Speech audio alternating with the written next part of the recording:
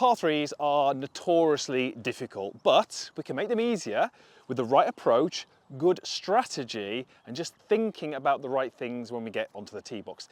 This behind me is the 15th hole at the Forest of Arden. It's a par three. I'm going to show you how I would play it, and you can take this information and apply it to your next round of golf.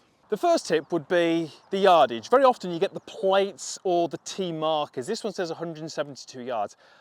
I basically want you to ignore those because the greenkeepers will move the tee boxes around based on the day. This one isn't too bad, it says 172, but that's from here.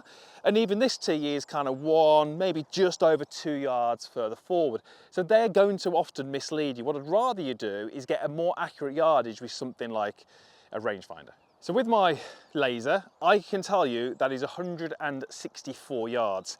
Now, I'm in a practice round, I've got slope function on, so the next thing you need to do is factor in any elevation change. That was 164 yards, but the slope function tells me it's playing 3 yards downhill. So I know that flag is 161 yards away. And another point, just make sure that you're doing that from the tee marker, not by your golf bag. So the next thing you need to do is establish where you actually want to hit it based on that flag. I don't really want to hit to that flag because that flag is towards the front of the green.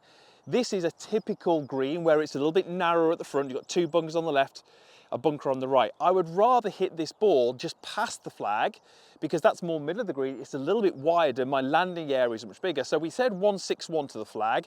I would really be looking to hit this at least 5 paces past the flag. So 166 is actually the distance that I want this ball to land. That's the largest area of the green, giving me basically more margin for error. So 166 is my yardage. Next thing I need to do, figure out the wind. So this is into the breeze. I can feel it on the left-hand side of my face, and as I throw that grass up, it's coming this way.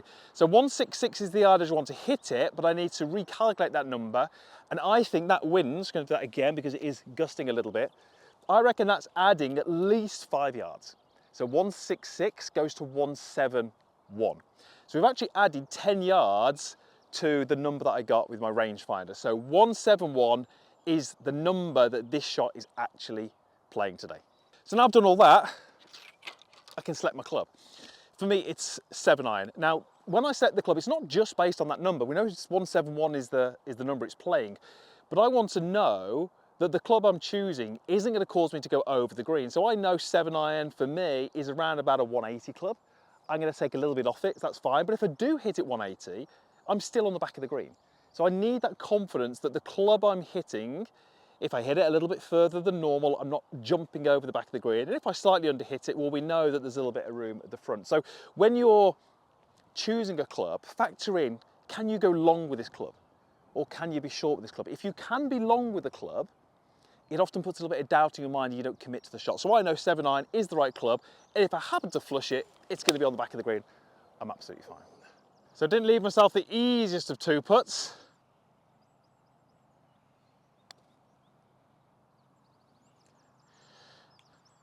Very nearly made it.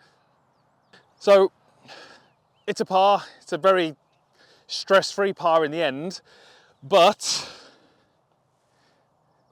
that was all down to the strategy and thinking through the process back on the tee.